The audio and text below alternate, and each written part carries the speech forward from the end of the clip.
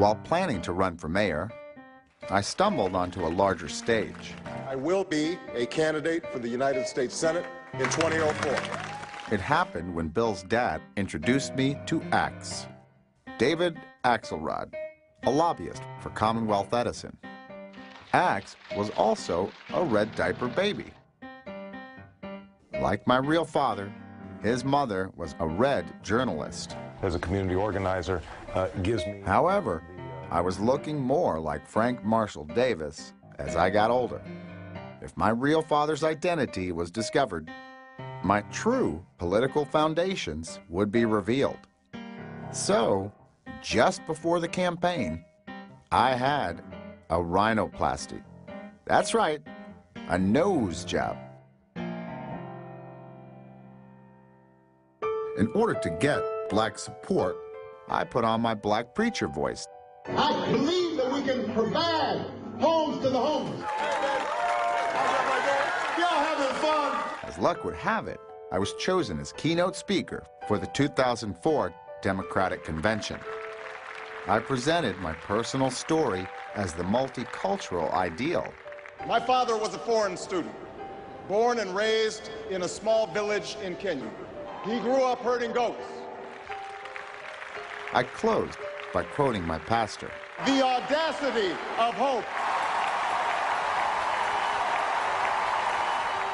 In my short time in the U.S. Senate, I sponsored a bill to send federal money to Acorn and another to name a post office. I also requested a $1 million earmark for the Chicago hospital that had created a $300,000 job for Michelle. It was the Chicago way. After only 5 months as senator, I formed a committee to run for president. David Axelrod called it the plan. However, when Axe reviewed my resume, he saw too many red flags. No pun intended. He said, while being a Marxist is a virtue in Chicago, your radical views have to be hidden from voters on the national stage. Axe suggested my personal life story as the campaign theme. The missing African father, a goat herder who came to the U.S. for a Harvard education, a wandering mother, nurturing white grandparents. You, he opined, are above the fray that divides liberals and conservatives because of your background. To emphasize the campaign theme, Axe arranged another roots trip to Kenya. I allied myself with Odinga Odinga and his Marxist Kenyan People's Union, who were allied with the Islamists. Marxists and Islamists have much in common. We both consider American capitalism as an enemy that must be destroyed. Returning from Kenya, I suggested the catchphrase, hope and change. Change was Alinsky's code word for socialist revolution. And hope was from Jeremiah Wright's Audacity of Hope sermon. Axe loved it. Just don't give any specifics, and people will fill in what they want, he said. For the campaign slogan, we used, yes, we can, translating, si se puede, from Cesar Chavez's migrant workers' strikes. Axe said leftists are attracted to the cult of personality. So, he had a campaign poster designed similar to Marxist cult heroes Lenin and Che Guevara. When I was in May 19, I had read all the Weather Underground literature, and I loved their logos.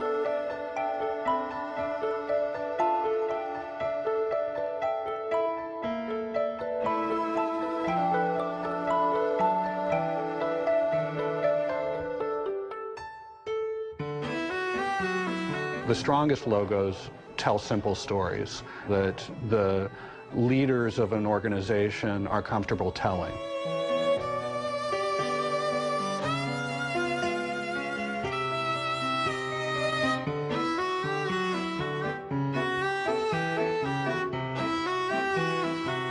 And if one voice can change a room, it can change a city. And if it can change a city, it can change a state. And if it can change a state, it can change a nation. Written by my head speechwriter, my new book, The Audacity of Hope, was the campaign rollout. Along with Dreams from My Father, the Obama is a genius myth was created. In a way, Obama's standing above the country, above the world. He's sort of God. The genius myth is why I refused to release my high school, college, and university transcripts. God does not have a C average. If the public knew a C student had advanced through affirmative action and dubious connections, then I would beat no one special, just another Chicago politician swimming in a cesspool of corruption. Sending a powerful message that change is coming to America. Change does not happen from the top down, it happens from the bottom up. In stump speeches, I carried my message of change.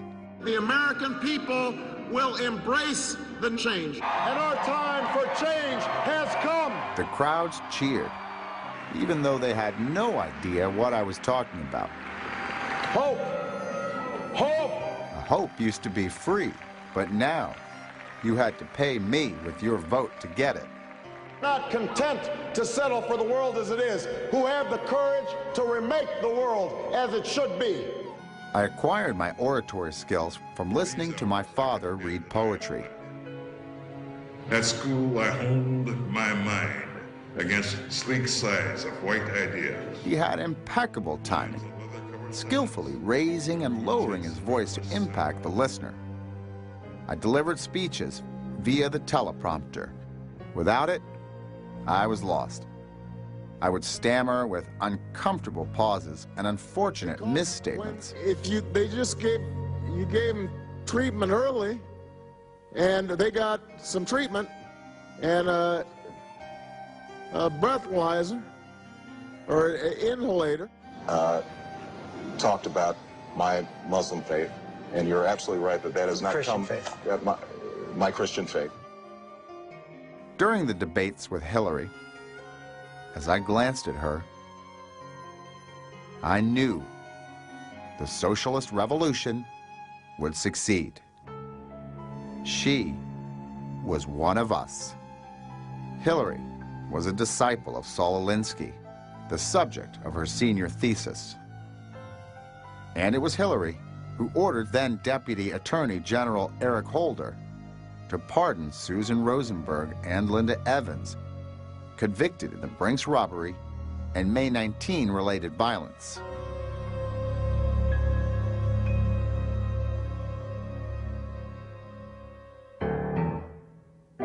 You know, as a black man, Barack can get shot going to the gas station. During the campaign, my bitter half was on the trail with me. And let me tell you something, for the first time in my adult life, I am proud of my country. Michelle had taken advanced training in crowd manipulation at the Midwest Academy. It went like this. Tell them their lives are impossible. This veil of impossibility.